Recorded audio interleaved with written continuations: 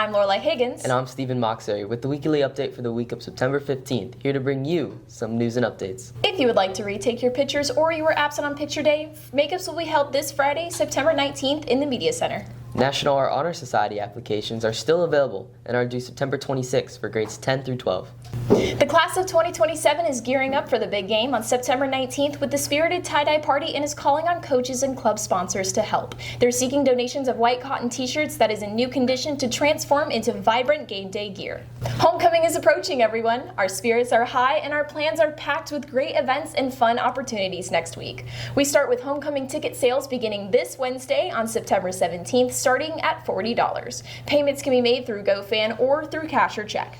Ticket pickup will be available from September 17th through the 24th during your lunch periods. Permission slip and guest forms for homecoming are now available in the front office and on the Homecoming Central via the school website. All guest forms must be completed and submitted by Friday, September 22nd, no later than 2 p.m. Homecoming Spirit Week is set with themed days. Gone Fishing on Monday, Adam Sandler Day Tuesday, Class Colors Wednesday, Country vs. Country Club Thursday, and Spirit Day Purple Out on Friday. Also, on Homecoming Week, we will be on an activity schedule to celebrate some awesome in-school events. We will have student versus staff volleyball tournament, anything goes, a powder puff game, masked singers, and of course, our pep rally. We have links in the description below to take you to our websites with more information. This year is full of fun and we're excited to celebrate with you all. Thanks for tuning in to this week's upcoming events. Now on to Maddox and Dylan with our sports news. Hello everyone, I'm Maddox Conrad. And I'm Dylan Starkey, and welcome to this week's sports news. On Tuesday, September 16th, both the boys and girls golf team have matches against Cypress Creek High School. Both start at 3:30 p.m., with the girls being away at Cypress Creek's home course and the boys playing at Seven Springs. Later that night, our volleyball team has an away game against Wesley Chapel. JV starts at 6, with varsity following right after. And then, on Wednesday, September 17th, the swim team has a swim meet against Hudson at Veterans Memorial Park starting at 6 p.m.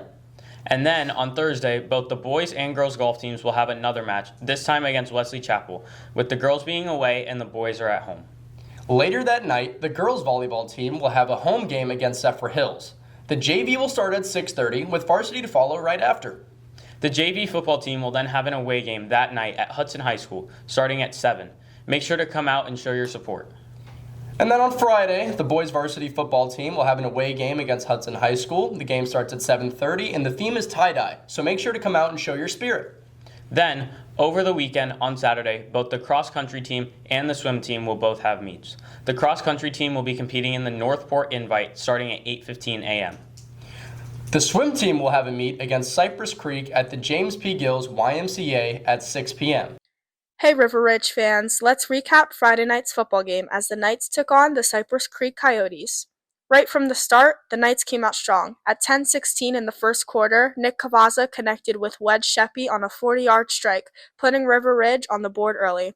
Then, in the third quarter, off of a botched snap, Dylan Walsatter rolled out and fired to Brendan Krupp in the end zone for a 43-yard touchdown with 5:15 left in the third.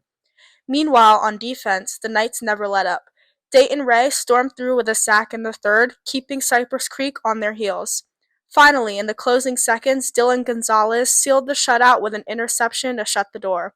The Knights dominated from start to finish, cruising to a 47-0 victory under the lights. Reporting for KORR Sports, I'm Mia Albrecht. That wraps up our sports coverage. Best of luck to all the athletes competing this week. Now, let's pass it over to Carter for the latest in pop culture. My name is Master Shake, and welcome back to Pop Culture. Gorillaz have announced their 9th album, The Mountain, set for release on March 20th, 2026, via their label, Kong. The lead single, The Happy Dictator, featuring Sparks, has been released, and a UK and Ireland tour is planned for next year, including a headline show at Tottenham Hotspur Stadium in London. In anime news, Demon Slayer Infinity Castle premiered worldwide on September 12th, and is part of a 3-part finale arc adapting the last part of the manga. Critics have praised the animation and fight sequences, though some note the pacing reflects it's only a 1-part film. The film has already broken advance ticket records in India, and is now Japan's second highest grossing domestic film ever, only behind Mugen Train. Finally, Nintendo and Illumination have officially announced Super Mario Galaxy, the movie, a sequel to the 2023 Mario film. The main cast returns: Chris Pratt, Anya Taylor-Joy, Charlie Day, Jack Black, Keegan-Michael Key, and Kevin Michael-Richardson. It is scheduled for release on April 3rd, 2026, and will expand the Mario universe with new characters and adventures. That's all for pop culture. Back to you, Lorelai and Steven. Be sure to follow us on our Instagram at KORR for our daily news show, The Royal Recap, and subscribe to our YouTube channel. Be sure to stay royal, stay loyal, and have a great day.